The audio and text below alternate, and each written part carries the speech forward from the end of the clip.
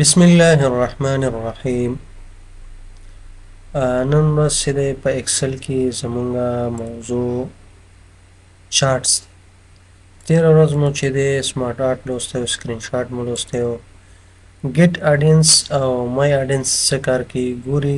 آډینس چې دی که چېرته غواړئ تاسې یو سافټویر یا یو فنکشنالیټي چې دی افیس دلته اډ کوئ چې استفاده ترې کوئ، نو دې باندې به کلیک وکړئ. که چېرته تاسې سره انټرنیټ موجود وي تاسې کولی شئ د پلی سټور نه چې دی یو کوم فنکشنالیټي چې ده یا یو سافټویر هغه د افیس سټور نه تاسې ډاونلوډ کړئ او دلته ترې استفاده وکړئ.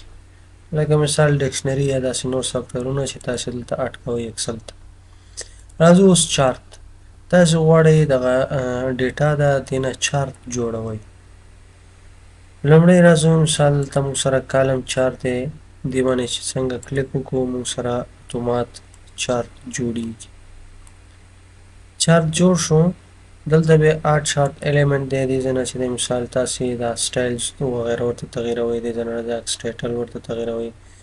همدارنګه چې دی چارت ټایټل یا چې دی دا ډیټا لیبل غواړئ چې په کومه طریقه یې دې باندې شو کوئ، داسې په سنټر کې غواړئ، انسایډ غواړئ، انسایډ بیس غواړئ، آوټ سایډ یې غواړئ، یا ډیټا لیبل چې دی with legend keys دلته غواړئ یا دې ساحه کې، یا ایرر بارز چې دی تاسې غواړئ داسې شو کوئ ورباندې، یا ګریډ لاین چې دی غواړئ شو کوئ داسې ګریډ لاین شکل باندې، یا دلته راځئ لیجنډ کې چې دی رایټ لیفټ په کوم بټم ټاپ سایډ کې غواړئ، یا ټرنډ لاین کې چې دی تاسو غواړئ داسې یو لاین ورباندې راوړئ. په دې طریقې سره کولی شئ چې دا راوړئ. بل دی کویک لیاوټ، غواړئ چې دا ورسره تاسو په کوم طریقې سره شو کوئ، دلته مثال په دې طریقې سره یا په دې سټایل سره لیاوټ 3 سره یا لیاوټ 6 یا لیاوټ 5 چې لاندې ورسره ټیبل هم دلته شو کړي. ګورئ که چېرته زه دا سایز د دې لږ کم کړمه او بره داسې ویسو تاسې وګورئ دلته ټیبل هم ورسره شو کېږي. یا په دې طریقې سره یا داسې یا دا، خو مختلف ډیزاینز موجود دي، تاسې کولی شئ چې هر یو غواړئ راوړئ هغه کولی شئ دلته راوړئ. بل دی غواړئ کلر ورته چینجوئ، کوم قسم کلر راوړئ، مثال زه غواړم چې دا کلر راوړم. بیا دلته چارت سټایل دی، مختلف قسمه سټایلز موجود دي، کوم سټایل چې ستاسې د خوښې وړ وي کولی شئ هماغه سټایل راواخلئ. دلته مثال زه غواړم دا سټایل راوړم، کلیک کړئ دې نه دا به سویچ رو اینډ کالم. ګوره هغې نه مخکې که چېرته موږ په دې کې لږ تغیرات راوړو، مثال فرضاً دا 11,000 زه دې کې لږ تغیرات راوړم، دا کوموم ورته دومره انټر یې کړئ. ګورئ خپله اتومات به په دې بار کې چې دی تغیر راځي.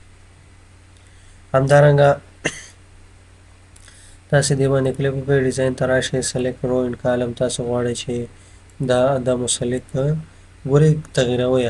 اوس چې د سیلري بره لاړه نومونه او هغه کوم چې پوسټ دی لاندې راغله، بیا کلیک کوئ دې باندې. ګورئ پوسټ بره لاړ نومونه لاندې راغله، نو په دې طریقې سره تاسې کولی شئ دا چینج کړئ. سلیکټ ډیټا دې باندې کلیک کوئ، مثال زه غواړم فرضاً دې ځای نه څه نومونه چې دی هغه ته یې ریموف کوم.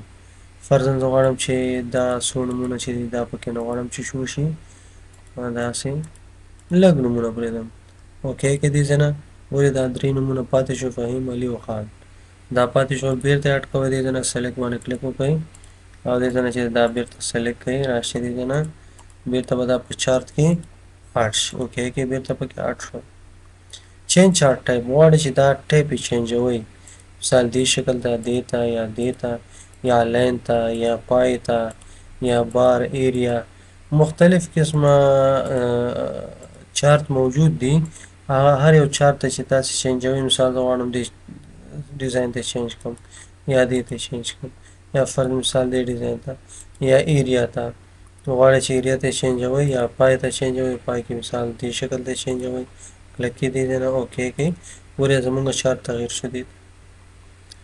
همدارنګه موف چارت باندې کلیک کوئ، تاسې غواړئ دا یو بل شیټ ته موف کوئ، مثال ابجیکټ ان شیټ 1 کې دی، تاسې غواړئ شیټ 2 ته انتقالوئ، یا دې ځای نه ورته نیو شیټ اخلئ. زه غواړم چې نیو شیټ ورته واخلم چارت 1. اوکې که دې ځای نه ګورئ شیټ چارت 1 په نوم باندې نوی شیټ یې واخیسته او دې ته چې دی دا چارت ته انتقال شو. اوس شیټ 1 کې ګورئ نشته.